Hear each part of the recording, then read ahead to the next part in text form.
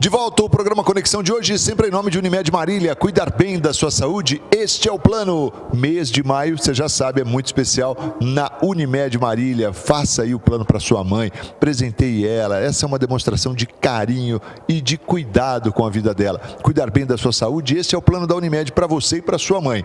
Olha, conosco também a companhia sempre agradável da Vitalícia, levíssima água de Marília. Exija, peça, diga, eu quero Vitalícia. A única água adicionada de sais do estado de São Paulo. E Oral Sim Implantes Dentários, a sua referência em implantes dentários, a rede de clínicas número 1 em implantes dentários no Brasil.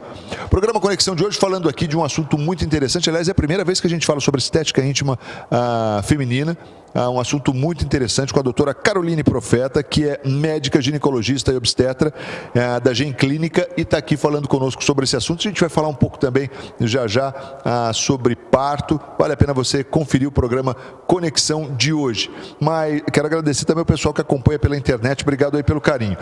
Mas, doutora Carol, vamos falar um pouco aí, a gente foi para o intervalo, estava falando dessa questão hormonal e tal, e me faltou aqui uma pergunta. Na verdade, assim, a gente percebe os homens com o advento eu não vou saber o nome a gente fala o azulzinho, né?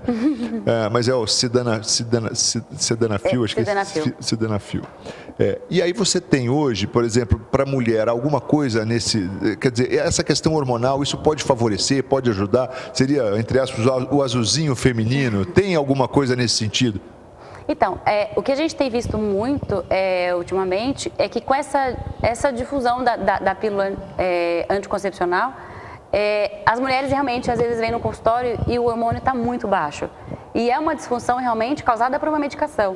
Então, quando você às vezes deixa de usar o anticoncepcional e começa a usar, por exemplo, a gestrinona para poder fazer essa anticoncepção, que a paciente fica totalmente sem menstruar, e a gente sabe que sem menstruação não tem gestação, ela tem um aumento da libido, tanto por conta da falta do anticoncepcional, quanto com a gestrinona, que ela é muito parecida, a molécula é muito parecida com a testosterona.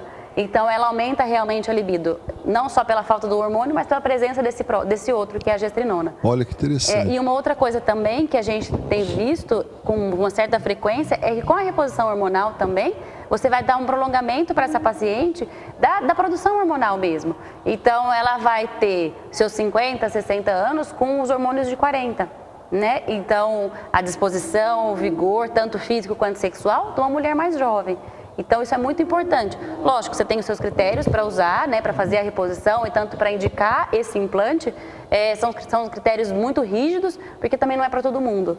Né? A gente tem que saber, por exemplo, vamos falar, por exemplo, da gestrinona. Então, você precisa que a paciente tenha uma vida saudável, atividade física regular, porque senão, ao invés de eu ter o benefício, que um dos benefícios também que acontece é o aumento de massa magra, se eu não tiver uma alimentação e uma atividade física adequada, você vai acabar tendo uma retenção hídrica maior, né? Um aumento, às vezes, da oleosidade do cabelo, de acne. Então, são coisas que podem acontecer se você não tiver um hábito saudável, tanto de alimentação quanto de atividade. E o mesmo também é com a reposição.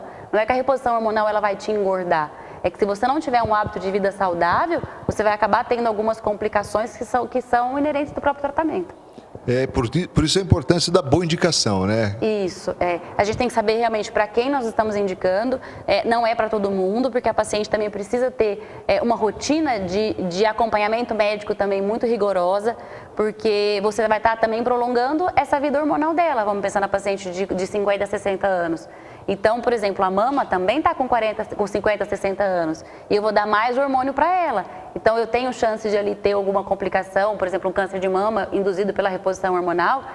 A gente sabe que cada vez mais isso tem ficado distante da verdade, mas eu não posso dizer que realmente ela está isenta de uma alteração hormonal que pode levar a um câncer de mama, por exemplo, um câncer de ovário, qualquer outra coisa assim. Então, o diagnóstico precoce de qualquer tipo de câncer a cura é muito maior. Então, a gente tem que ser uma paciente disciplinada. Eu sempre falo isso. É um casamento que você vai ter comigo. E quando é que a mulher deve se preocupar com essa questão de reposição hormonal? Quando vierem os sintomas ou isso pode ser antecipado? Como é que é isso, doutora? Tem alguns sinais que vai acontecer com ela antes de realmente ter um declínio hormonal. Né? Ela vai se sentir mais fadigada, mais cansada. Antes ela conseguia, por exemplo, ia de manhã para o trabalho, no meio do almoço ia para a academia, depois levava o filho na escola, ensinava tarefa, ela tinha muita coisa e estava tudo bem. E aí, à medida que isso vai... Isso há 20 anos atrás. Isso, Então, aí agora, e ela vai sentir que ela fica fadigada mais facilmente, às vezes insônia, um pouco de... E o geralmente é o sintoma final, é aquilo que todo mundo conhece mais, que são as ondas de calor. Né? Então, a diminuição da libido, essas alterações de cansaço, de fadiga, de insônia vão acontecer antes das ondas de calor que a gente conhece como fogacho. Então, são sintomas que faz ela pensar, não, realmente, eu preciso dar uma olhada. Só que aquela paciente também precisa ser disciplinada, ela precisa ir uma vez por ano, no mínimo, ao ginecologista, que aí, às vezes, antes de ter esses sintomas, ela vai ter, às vezes, um declínio hormonal. E a gente consegue, às vezes, intervir antes dela ter qualquer tipo de sintoma. Legal. Bom, a gente está falando aqui, a gente já falou da questão da estética íntima feminina, a gente entrou aí nessa questão um pouco também da reposição hormonal. E eu quero falar aqui, doutora, de parto também, né? Aproveitando a sua presença aqui hoje, falar um pouco de parto, porque até tem relação com a questão da estética íntima, né?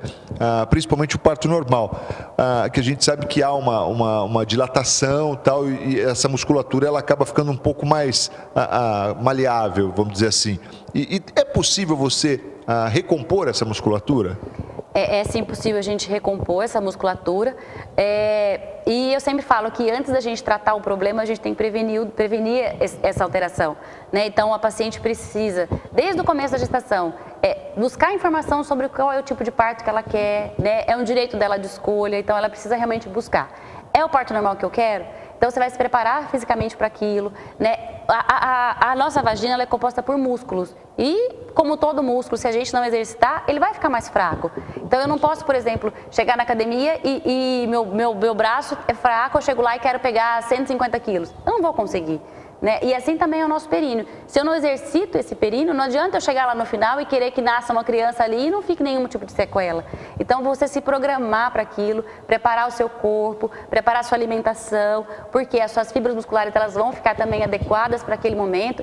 E se por acaso tiver alguma intercorrência naquilo ali, ou às vezes uma musculatura que demorou um pouco mais para ela voltar ao que ela era antes, você consegue intervir de algumas formas. Né? O principal deles é com laser dentro da vagina, que é o intravaginal. Então, eu faço uma reformulação ali para voltar uma produção de colágeno, para ele voltar a ter elasticidade boa. Ou, às vezes, até um procedimento cirúrgico, se às vezes o dano foi muito grande, que é a perinoplastia, que também é uma cirurgia muito difundida, que era feita muito, né? E hoje em dia eu tenho visto ser feito cada vez menos, porque as mulheres têm se preparado para isso, né? Aliás, essa coisa de se preparar, você falou bem, primeiro decidir, conhecer as formas, os tipos de parto, né, e escolher. E aí, uma vez que escolheu, se dedicar àquilo. A questão do parto natural, parto normal, é natural ou normal, né, o correto. Mas, enfim, como é que eu posso... A gente percebe que tem mulheres que querem, mas dizem ter medo de não conseguir. Isso pode realmente acontecer? Quando é que há uma contraindicação, um empecilho para a mulher ter o parto natural? O parto, a gente pode falar tanto parto vaginal ou transpélvico, né? Esse é o nome correto. E a gente realmente vai saber se essa paciente não tem condição de ter parto normal quando ela realmente entrar em trabalho de parto. Né? A única contraindicação absoluta de ter parto normal é quando a placenta cobre o colo do útero, né? Porque aí a placenta sai primeiro que o neném. Então, essa é a contraindicação absoluta. Todas as outras são relativas, que vai depender da experiência do profissional, né? E vai depender também da condição física dessa paciente. E eu sempre digo para elas também, 80%, 90% do parto acontece na cabeça delas. Né? Então, é você se preparar, você ter o apoio da sua família, o apoio do seu marido, que é fundamental. Então, se você tem um preparo psicológico para aquilo, porque a gente sabe que dói, né? É uma dor muito forte. E se ela tem um preparo psicológico para aquela dor, acaba ficando mais suave. Né? Então, tem anestesia, tem analgesia de parto. Então, são coisas que ela pode se preparar antes. Então, conversar, buscar informação e trazer a dúvida para o seu obstetra.